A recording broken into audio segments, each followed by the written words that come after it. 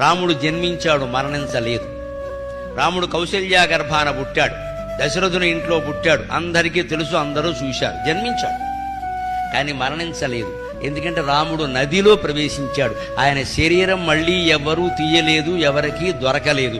శరీరం దొరకనప్పుడు police station చట్టం ప్రకారం మనిషి మరణించనట్టే లెక్క. మరణించాడు అని పోలీస్ స్టేషన్లో చెబితే మృతదేహం ఏదని అడుగుతారు ఖచ్చితంగా. మృతదేహం దొరకలేదు అంటే అనుమానాస్పదం అని పెడతారు. అక్కడ మరణించాడని చెప్పరు. పైగా కృష్ణుడు జన్మించలేదు కానీ మరణించాడు. ఎందుకంటే కృష్ణుడి శరీరం దొరికింది, అడవిలో వారం రోజులు ఉండిపోయింది, అక్కడ అంత్యక్రియలు కూడా లేకుండా. తర్వాత వెళ్లి అర్జునుడు దహనం చేశాడు దాన్ని. శరీరం దొరికింది కానీ కృష్ణుడు జన్మించలేదు. ఎందుకంటే ఏ శరీరం కృష్ణుడు రూపంలో మరణించిందో ఆ శరీరంతో జన్మించలేదండి కృష్ణుడు. మీరు భాగవతం మూలం చదువుకుంటే అర్థమవుతుంది. దేవకీదేవి నొప్పులు పడుతూ ఉంటే బిడ్డ బయట పడకపోగా ఆవిడ నొప్పులు తగ్గిపోయే చెరసాలలో ఆకాశంలో విష్ణువు కనబడ్డాడు. ఇదేమిటి అని చూసింది ఆవిడ. నన్ను భరించలేవు నువ్వు, అందుకే నేనే బయటకు వచ్చానడ.